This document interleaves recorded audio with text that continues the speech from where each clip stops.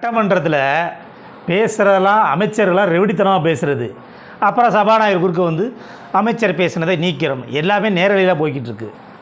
நீங்கள் நான் ஏதாவது ஒரு கெட்ட வார்த்தையில் யாராவது பேசிவிட்டு சபாநாயகர் நீக்குங்கன்னா ஏற்றுக்கிறீங்களா? நீங்கள் திமுக சட்டமன்ற உறுப்பினரோ அதிமுக சட்டமன்ற உறுப்பினரோ ஒரு தவறாக விஜய் முதல்வரை திட்டிவிட்டு நீக்கிங்க அவை குறிப்பிலேருந்து நீக்கினா போதுமா?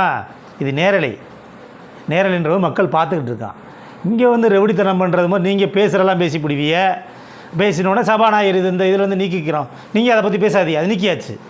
அப்போ என்னென்னா ஒரு அரை சப்புன்னு அரைஞ்சு விடுவேன்.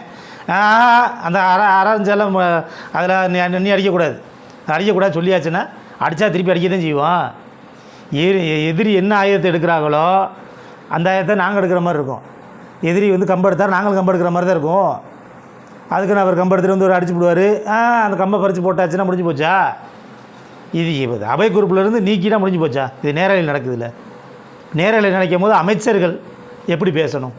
நாபாடக்குறத்தோட பேசணுமா இல்லையா? பேசுகிறது ஃபுல்லாக எடுத்து பேசிவிடுவாங்க. இவங்க சொல்லி வச்சுட்டு பேசுகிறாங்களான்னு தெரியல. நான் பேசுகிற மாதிரி பேசுகிறேன், நீங்கள் கடைசியாக வந்து நீக்குங்கன்னு சொல்லிடுங்க, அது பேசிடுவோம்.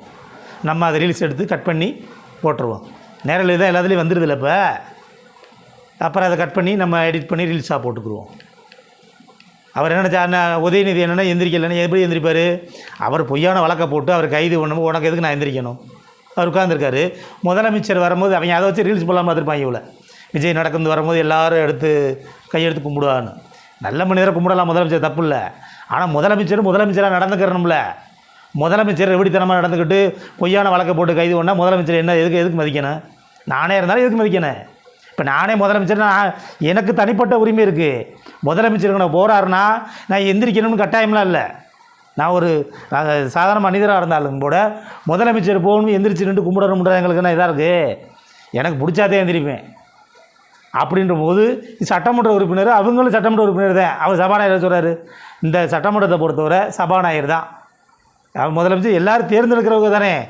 அதை தான் கேட்டால் இப்போ எதிர்க்கட்சி தலைவர் வந்து அவர் எந்திரிப்பாரா? வெறும் தற்கொலைகளுக்கு வந்து தற்கொலைகளாக இருந்தால் ஒரு சில தற்கொலைகளாக இருந்தால் திருத்தலாம். ஒட்டுமொத்த தற்கொலைகளாக வந்து ஆளுங்கட்சியால் உட்காந்துருந்துச்சுன்னா அவர் எப்படி இருக்கும்? அப்போ பேச்சுக்கு பேச்சு எதிர்முட்டு தான். நீங்கள் என்ன பேசுகிறீங்களோ திருப்பி நாங்கள் பேச தான் செய்வோம். அந்த பக்கம் கேமராவே காமிக்க மாட்டீங்க, நாங்கள் பேசினா மைக்கே கொடுக்க மாட்டீங்க. இதெல்லாம் மக்கள் பார்த்துக்கிட்டு தான் இருக்காங்க. நேரலை பண்ணுறீல்ல, பண்ணுங்கள், பார்த்துக்கிட்டு தான் இருக்காங்க.